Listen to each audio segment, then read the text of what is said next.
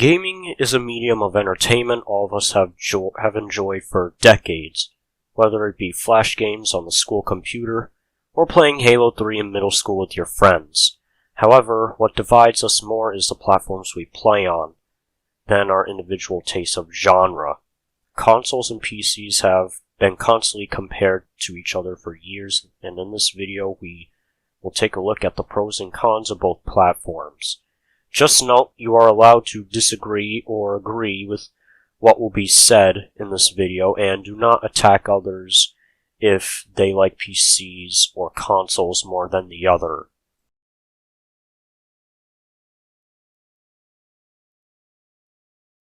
If we were to look at pricing nowadays, I'd actually argue consoles and PCs have gotten closer in terms of pricing, unless of course you really want to shove in $5,000 PCs into the mix. It may just look like they are not comparable today, mainly because of the absurd market in today's generation. If you want to find a Series X or even a PS5 for that matter that is stock priced, then good damn luck, because the second they come into stock, boom, they are wiped off the face of the earth, because scalpers and people who really want this stuff nowadays can't even find a Series X or PS5 for the normal stock price of $500. Most of these things are either double or even triple the price on big sites like Amazon. However, one thing that is for sure is that it may even give PC an advantage, is the fact that the market right now, 90% of the time, mainly affects PC parts. The market has completely killed my motivation and a lot of other people's motivations to even think of building a PC. But pre-built parts are actually only affected by the modern market by 10% or even lower. Pre-built PCs are actually the way to go in this market if you want to get a PC. They are more affordable than building one in this market today. They are not double or triple the price like the Series X or PS5, and most importantly, they are in stock. However, what if we were to judge things by all stock price, you might ask? Well, to be honest, comparing them by stock prices, PCs and consoles have gotten fairly closer in price, I'd argue. For example, the 30 series cards at stock value are actually quite affordable for the amount of stuff you're getting, ranging from $349 to $600 budget-wise for GPU stock prices, and the same could be said for AMD stock prices. And as for accessibility, yeah, getting into certain retro titles to load ain't always a walk in the park on PC, but when you do get them up and running, you really can customize the amount of ways you can play via FPS and graphics, and even mods sometimes. And on PC, on Steam, you don't even need a subscription to play online, which is super neat. You can just get Steam, download your favorite modern game, and bam, you can play as much as you'd like.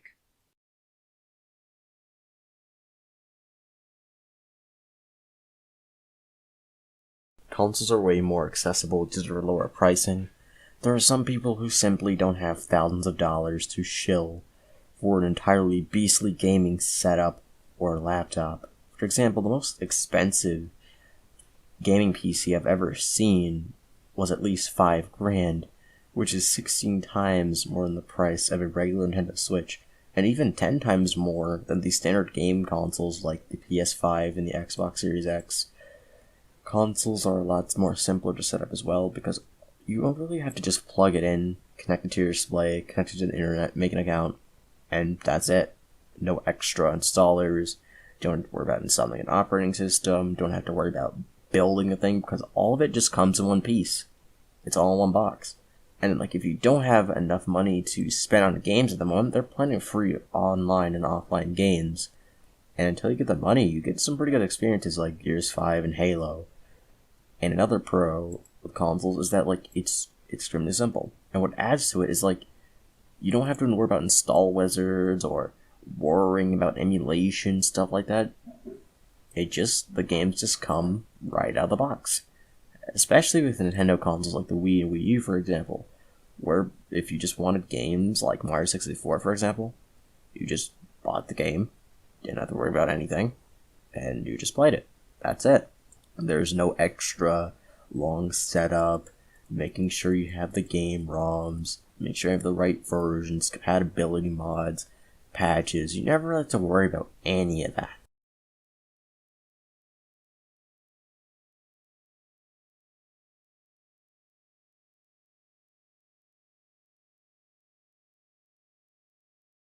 I wouldn't say they are superior, as everyone has their different tastes and genre preferences. Yes, PC may have mostly shooters, but the same could be said about certain consoles, especially from back in the old Xbox 360 and PS3 days. Xbox had a shooter being its mainline title, called Halo, which I love as a shooter, by the way. Gears of War as well, which is a third-person shooter. And PlayStation seems to love hack and slash and adventure-type games like God of War, and Nintendo seems to cater towards platformer fans. PC does have great exclusives, though, and while some may have migrated to console in this future, PC really still has a lot going for it. PC was the first type of machine to introduce FPS games. It's the machine Doom first ran on, and you got a lot of nice retro FPS games on it, and modern ones as well. And games like Roblox and Minecraft can feel like completely different games on PC, especially when modding, creating, and graphics, and put into the mix.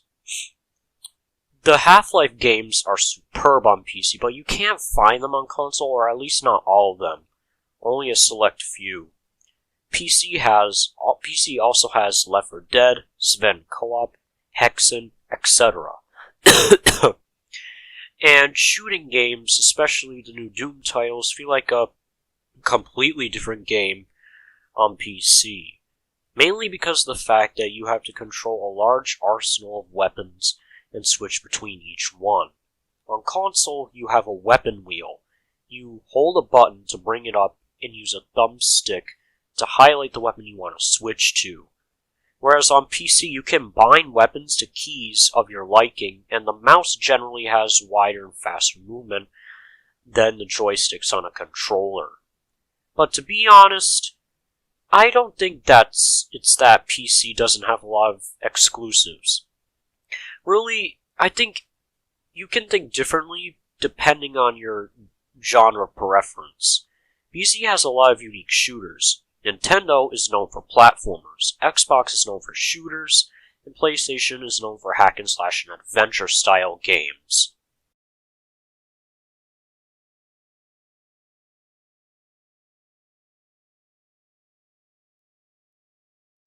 Console games are superior because they aren't your typical generic FPS or anything of the sort. They are very unique experiences. Say the Zelda games, or the Mario games for example, Ratchet & Clank and even Halo, have always been great console series, and to this day I consider this to be better than what garbage is on Steam or GOG. It's because consoles have way more regulation than PC games, since PC is a lot more open and regulated, to its detriment.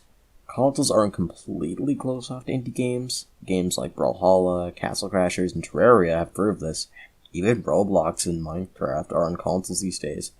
So if you want a more casual experience and a competitive experience all in one place, and without too much compromise or too much garbage games, or just, downright shovelware, console is your best bet.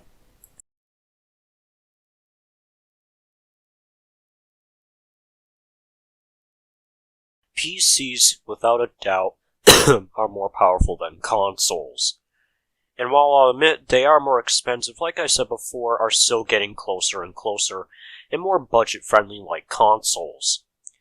And they also, I'd argue, have better optimization than consoles.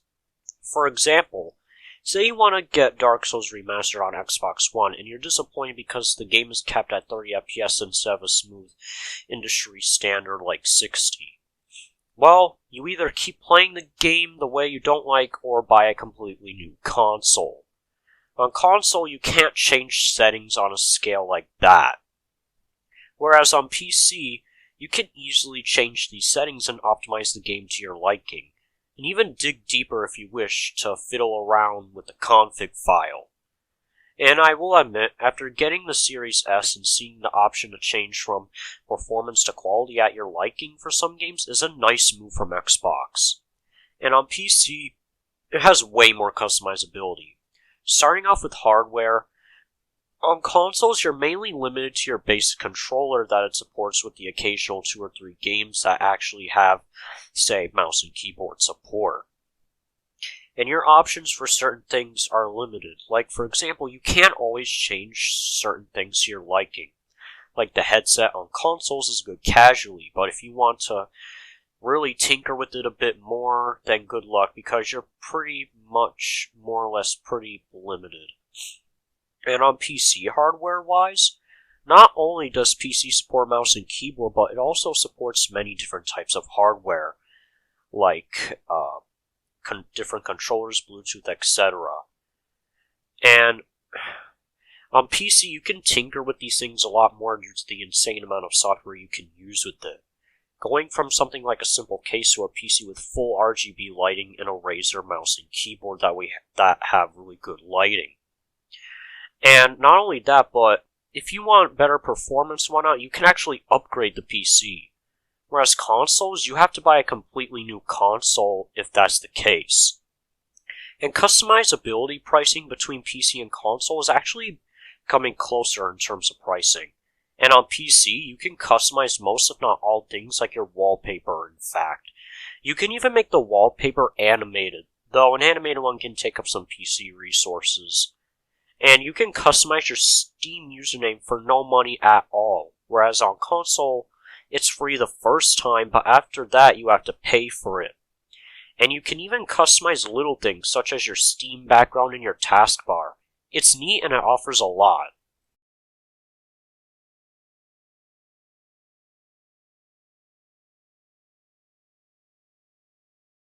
Consoles aren't necessarily powerful as PCs, but at the same time, you don't need 5,000 plus FPS to get a good experience in a game. You'll need at least 60 or 120 FPS, depending if you are a Switch player or Xbox player. Plus, with consoles, you don't really need to put a lot of effort into customizing them at all. All you have to do is just set up a wallpaper, customize your gamer tag, and do whatever you want without taking up too much RAM or CPU powers. As for controls, there are plenty of accessories and bindings you can use to your advantage without having any tacky wiring or worrying if your specific model can't support Bluetooth. And on top of that, if you have a cheap PC or short on money, you aren't going to have a great time customizing your PC because that'll put a severe dent in your wallet.